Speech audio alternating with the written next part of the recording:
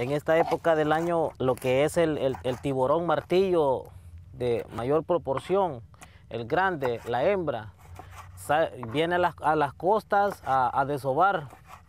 Entonces es muy bueno, pues nosotros capturamos martillo pequeño, carne suavecita, vendible, es bien vendible. En las redes más gruesas, que son de hilo grueso, caen los martillos grandes. Ahí caen los grandes. Nosotros tenemos libertad de pescar en todo lo que es la zona costera, las aguas nacionales.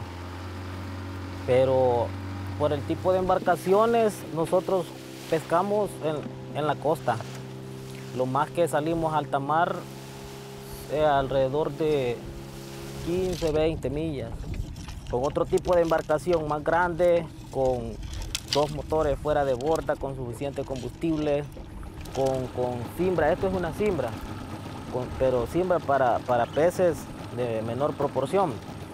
Ya con una cimbra para animales grandes, tiburón, dorado, merlin, ellos sí 70, 80 millas, lejos.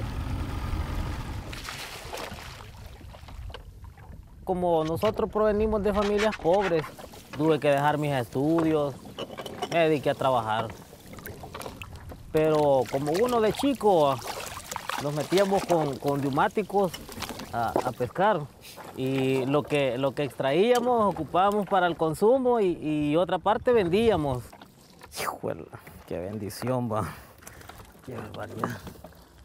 Luego ya un poco más profesional, cuando era ostrero, extraíamos ostras y sí nos iba bien. De allí a los 17 años ya ingresé ya como pescador ya en botes. Hemos vivido un sinfín de aventuras aquí en el mar, desde naufragios e inclemencias con el tiempo, huracanes, frentes fríos. Ya el que es pescador directamente, esta es su vida, su forma de vivir. Y como dicen por ahí, de que el que traga bastante agua del mar difícilmente se va del mar ya. Yo le he pedido a Dios, como pescador, como marinero aquí en estas aguas, el día que me toque mi día, que sea su voluntad, pues quisiera ser otro mártir, qué sé yo, perderme en estas aguas, que ya no salir, pues para que la gente me recuerde todo el tiempo, porque si muero atropellado de un carro, qué sé yo, ligerito me van a olvidar rápido, y aquí no. Nosotros como pescadores artesanales siempre venimos alegres hacia el mar. Siempre venimos con el optimismo que vamos a llevar buena marea. La mayoría de pescadores dependemos únicamente de lo que el mar nos regala.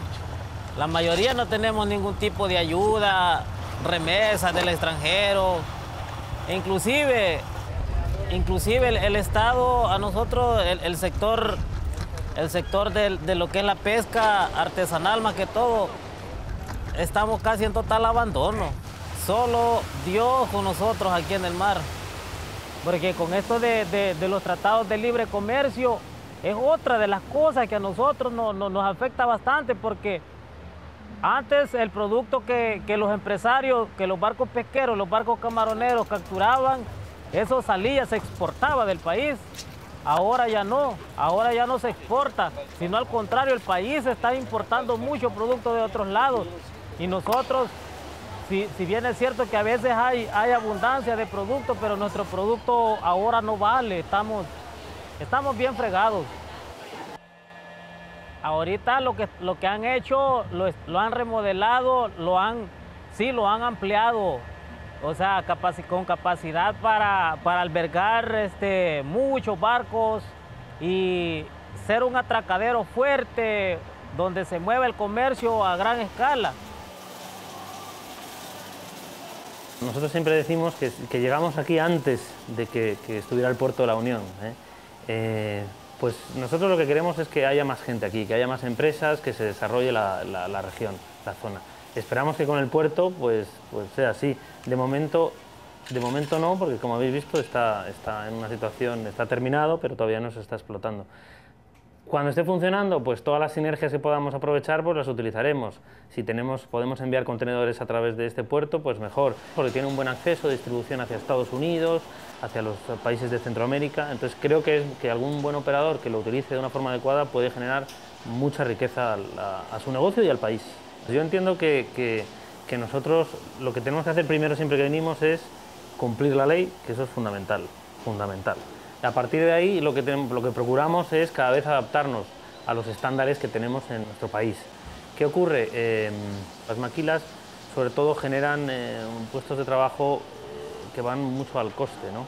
Van mucho al coste. ¿Por qué? Porque hay una competencia con China y hay una competencia con otros países pues, muy grande.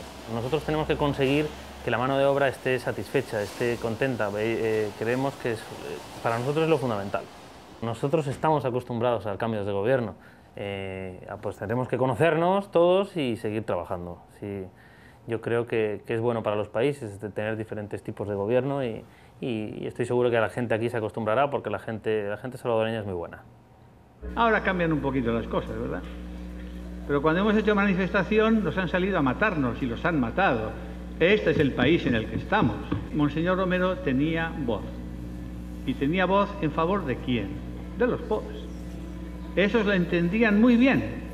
Y los otros, oligarcas, partidos políticos, la mayoría de ellos, gobiernos, Fuerza Armada, perdonen esta triste letanía, Policía de Hacienda, Policía Nacional, Guardia Nacional, los otros que lo entendían perfectamente, por eso lo mataron.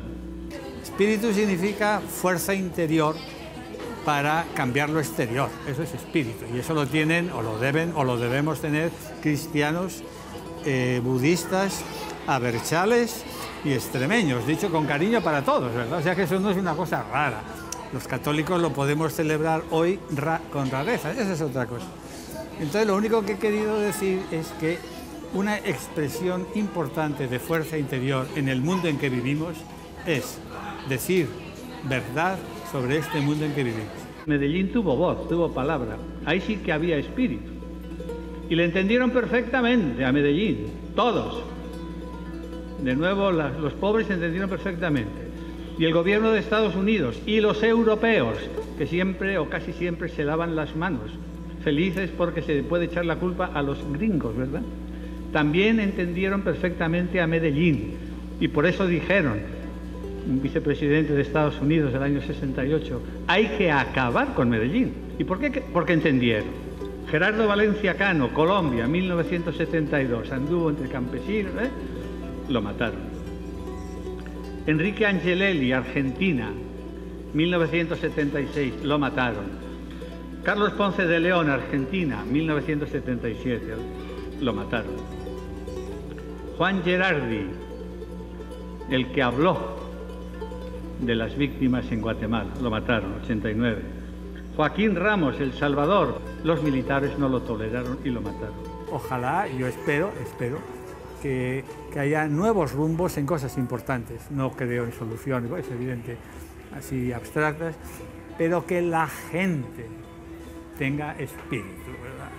Y vamos a seguir, ustedes con la máquina esta que tengo delante, ¿verdad? Y yo pues con el lambón ahí en la capilla.